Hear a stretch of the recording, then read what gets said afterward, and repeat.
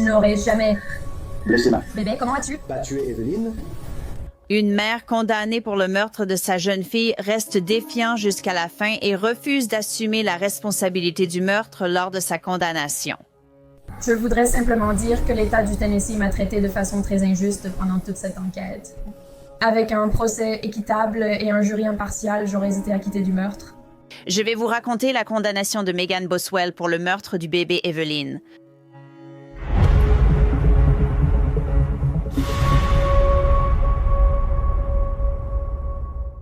Bienvenue sur Law & Crime, je suis Angelette Levy. Megan Boswell, 24 ans, restera en prison à vie. 5 ans après le meurtre de sa fille Evelyn, Megan Boswell a appris sa peine pour avoir tué sa fille en février 2020. Boswell a été condamnée à la perpétuité plus 33 ans pour 20 chefs d'accusation, dont outrage à un cadavre pour avoir mis le corps d'Evelyn dans une poubelle d'une maison de jeu sur la propriété de son père, Tommy Boswell. Restez avec nous pour découvrir le moment où le juge Goodwin a prononcé la sentence au tribunal. La disparition d'Evelyn Boswell, suivie de son meurtre, a été une affaire qui a absolument bouleversé la communauté et qui a attiré l'attention nationale après qu'une alerte Amber a été lancée par le bureau d'enquête du Tennessee. Les adjoints du comté de Sullivan, le bureau d'enquête du Tennessee et le FBI ont uni leurs forces pour une vaste recherche de la petite Evelyn, 15 mois en février 2020, mais Evelyn n'avait pas été vue depuis près de 2 mois. Il est rapidement devenu évident que Megan Boswell n'arrivait pas à garder une version cohérente concernant l'endroit où se trouvait sa fille et la dernière fois qu'elle l'avait vue. En mars 2020, Megan Boswell a été inculpée de fausses déclarations et le corps d'Evelyn a été retrouvé dans une poubelle, dans une maisonnette de jeu sur la propriété de son père.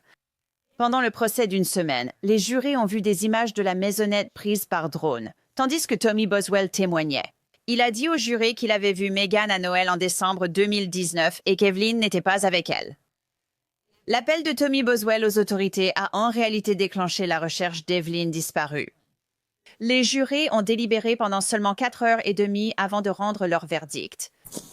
Au deuxième chef d'accusation, un jury composé de vos pairs vous ayant reconnu coupable de meurtre au premier degré et de perpétration du crime, c'est le jugement de ce tribunal que vous êtes coupable.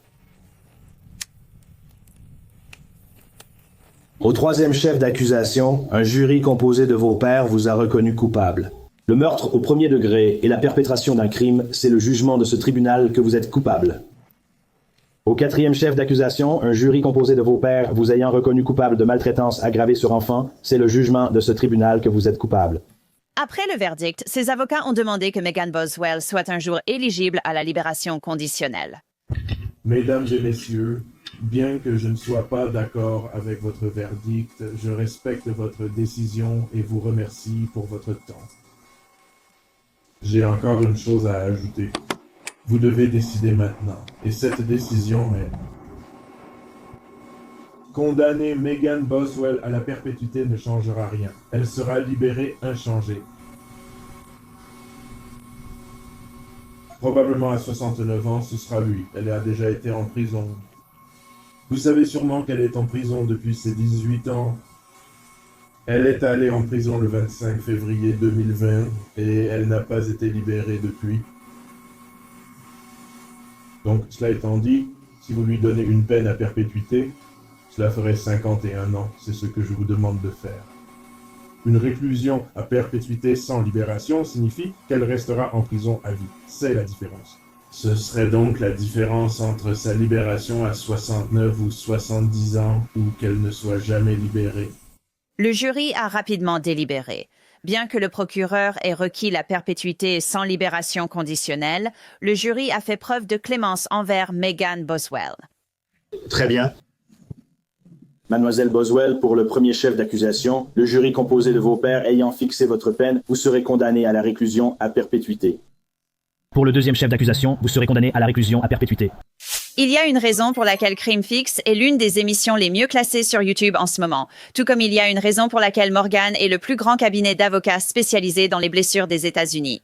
C'est un cabinet avec plus de 1000 avocats, et c'est parce qu'il gagne très souvent. Morgan & Morgan a récupéré plus de 25 milliards de dollars pour plus de 500 000 clients. Ces derniers mois, une cliente en Floride a obtenu 12 millions de dollars alors que l'assurance n'en proposait que 350 000. En Pennsylvanie, une cliente a reçu 26 millions de dollars. C'était 40 fois plus que l'offre de 650 000 dollars de l'assureur. Une autre cliente en Pennsylvanie a reçu 29 millions de dollars après qu'on lui ait proposé seulement 500 000 dollars. Même si votre dossier ne vaut pas des millions, pourquoi ne pas déposer une réclamation et défendre vos droits? Morgan & Morgan facilite vraiment la démarche. Il suffit de 8 clics sur votre téléphone pour déposer une réclamation. Si vous êtes blessé, déposez facilement une réclamation sur fourthpeople.com/crimefix via le lien ci-dessous ou le QR code à l'écran. Boswell a été condamné plus tôt cette année. Pour 4 chefs d'accusation, le juge pouvait ajouter des peines consécutives à la réclusion à perpétuité en raison de la brutalité du crime. Les procureurs n'ayant pas requis la peine de mort, Boswell risque au maximum la réclusion à perpétuité. Lors de l'audience de condamnation officielle, les procureurs ont présenté des témoins pour renforcer leur argument en faveur d'une peine aggravée pour les chefs d'accusation restants. Un témoin était l'ex-adjoint du shérif du comté de Sullivan, Jeff Cassidy. Auriez-vous retrouvé Evelyn si la prévenue avait dit la vérité?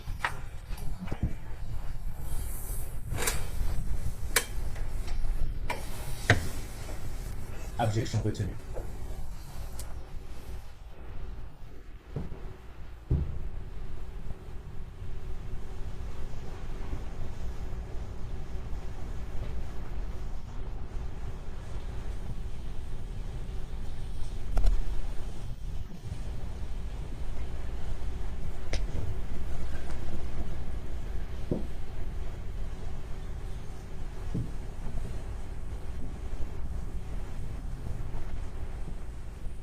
Si vous aviez su qu'Evelyn était morte dès le premier jour, cela aurait-il changé la façon dont vous avez mené votre enquête? Absolument. D'accord. Est-ce que toutes ces ressources auraient été utilisées? Non, madame. Étiez-vous au courant de l'implication de la communauté pendant cette enquête? Les 18 jours d'enquête. Oui, énormément. Ils nous ont vraiment apporté beaucoup de ressources supplémentaires qui n'étaient pas liées à la justice pénale, comme nous apporter de la nourriture au bureau pour que nous puissions manger et continuer à travailler. Et ils se sont tous rassemblés pendant cette période et ont montré un immense soutien pour toute notre agence et à travers tout le pays. C'était une affaire reconnue nationalement. Les gens de la communauté ont formé l'armée d'Evelyn et nous ont donné à manger chaque jour. Après les témoins, Boswell a eu l'occasion de prendre la parole à la barre, où elle a insisté sur son innocence. Je voudrais simplement dire que l'État du Tennessee m'a traité de façon très injuste pendant toute cette enquête. Avec un procès équitable et un jury impartial, j'aurais été acquittée. Je n'ai jamais fait de mal à mon bébé, ni tué Evelyn. Après l'intervention de Boswell, le procureur William Harper a demandé au juge la peine maximale en évoquant des facteurs aggravants. Mais la confiance que Mademoiselle Boswell a trahie envers sa fille était tout simplement si insensible. Elle s'est choisie elle-même à plusieurs reprises, encore et encore, au détriment de son enfant. Toutes les morts sont horribles, mais qu'un petit enfant meure de la façon dont Evelyn est morte montre une telle insensibilité extrême. Et ces photographies vous le montrent. Je veux dire, elle a été jetée comme un vulgaire déchet. Vous savez, le lieutenant-détective Price a témoigné que, vous savez, il semble que le corps ait été compressé, enfoncé dans la poubelle pour qu'on puisse mettre plus de déchets, plus d'ordures par-dessus son enfant. Mais probablement, la partie la plus douloureuse et la plus grave de tout cela, c'est le fait que tout cela s'est produit à cause de la seule personne en qui elle aurait dû pouvoir avoir confiance et sur qui elle aurait dû pouvoir compter. Pour la protéger. Sa propre mère. Mais Megan ne l'a pas fait. Megan a souvent choisi Megan a choisi sa vie. Megan a choisi de vivre dans une grande maison près du lac. Megan a choisi d'aller au cinéma. Elle a choisi d'aller à Blowing Rock, d'aller à Gothenburg, encore et encore, au lieu de choisir sa propre fille. La deuxième conclusion que ce tribunal doit tirer est qu'il était nécessaire d'imposer des peines consécutives pour protéger le public contre d'autres crimes. Et il a fourni au tribunal, ainsi qu'à M. Scott, l'affaire de Stephen Taylor, qui était une affaire dans laquelle un petit enfant avait été battu à mort. Et ensuite, la mère a essentiellement tardé à appeler le 911 pour signaler les faits. Ce qui a finalement causé la mort de l'enfant, elle n'a reçu aucun soin médical. Et le tribunal, dans cette affaire, a conclu que la classification de délinquant dangereux était satisfaite parce que le prévenu avait fait preuve d'une indifférence extrême envers la santé et le bien-être de la victime, et les résultats étaient fatals. Eh bien, monsieur le juge, vraiment, il n'y a rien de plus insensible que ce qu'a fait le prévenu dans cette affaire. Vous savez, elle lui a tourné le dos. Elle a changé de vie. Elle a détourné sa confiance de son propre enfant. Evelyn s'est mise en travers de la vie que Megan Boswell voulait mener. Et donc, elle a éliminé ce problème. On ne peut vraiment pas faire plus insensible que ça. Donc, l'État soutient que ces deux critères sont remplis et que ce tribunal devrait imposer des peines consécutives.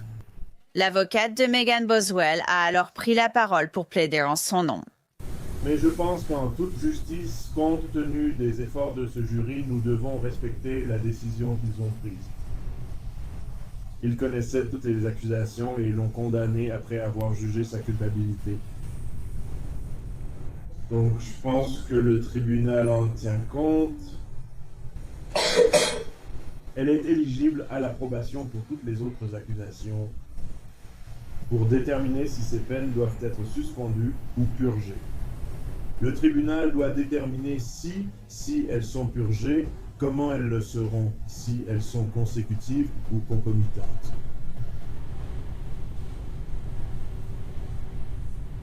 En ce qui concerne le délinquant dangereux dont la société doit être protégée, la jurisprudence est assez claire. Toutes les personnes condamnées pour meurtre au premier degré lors d'un autre crime n'entreront pas forcément dans cette catégorie. Normalement, dans beaucoup de cas que vous voyez, il y a plusieurs expulsions, plusieurs actes.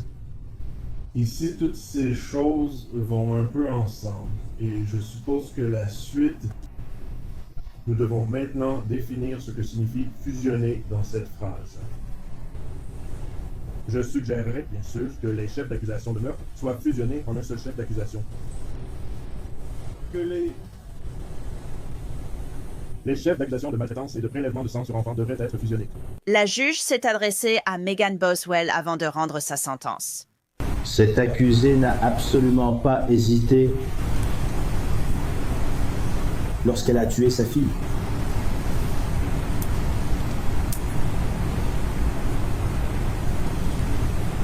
Et en entendant les preuves, lors du procès sur la façon dont elle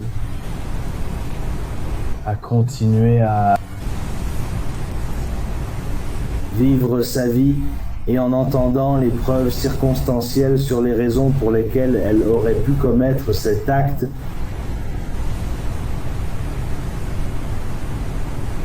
parce que ce nouveau petit ami, c'est la vie à laquelle elle voulait s'accrocher. C'est comme l'a dit l'État, la maison au bord du lac, le style de vie qu'elle souhaitait pour elle-même. Le fait qu'Evelyn était simplement dans le chemin.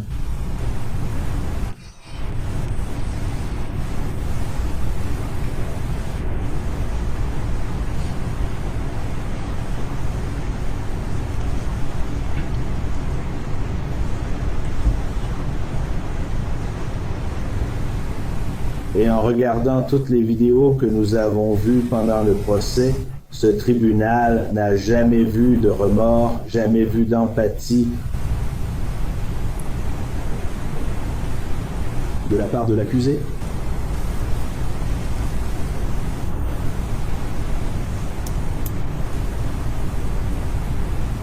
Donc elle est une délinquante dangereuse.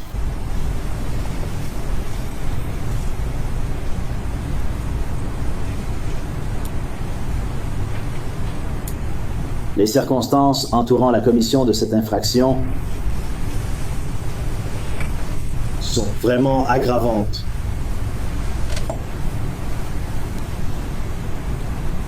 Ce bébé ne pouvait pas prendre soin d'elle-même. Ce bébé n'avait que la seule vie qu'elle connaissait. La seule façon pour ce bébé de passer la journée, c'était grâce à sa mère. Et M. Scott a posé la question pendant son argumentation. C'était la bonne question à poser.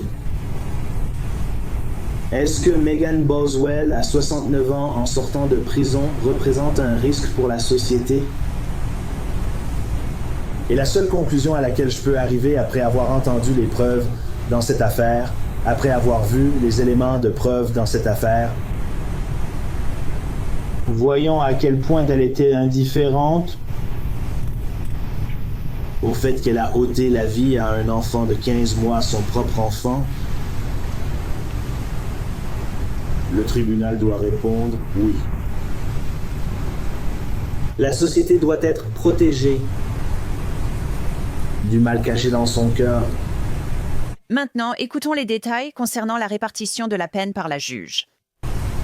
La peine de 25 ans pour maltraitance aggravée et négligence envers un enfant sera purgée après la réclusion à perpétuité.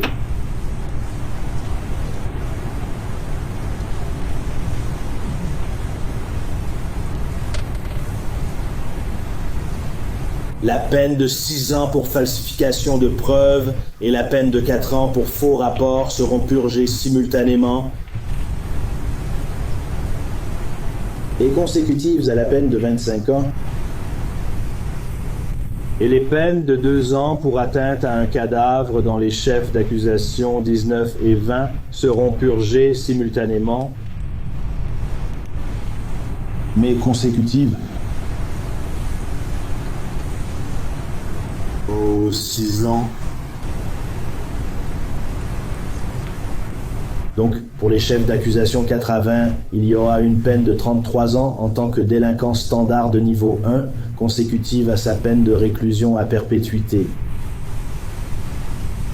Le tribunal a envisagé la probation. Elle n'est pas éligible à la probation pour les crimes de classe 8. Ces 25 ans doivent être effectués conformément à la loi.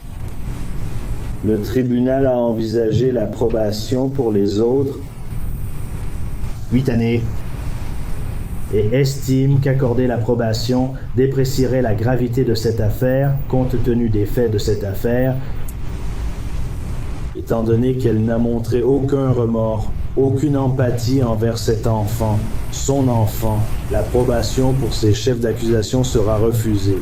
L'avocat de Boswell, Gene Scott, compte faire appel et déposera une demande de nouveau procès après avoir reçu la transcription. Jusque-là, Boswell restera en détention au centre de réhabilitation Deborah K. Johnson à Nashville.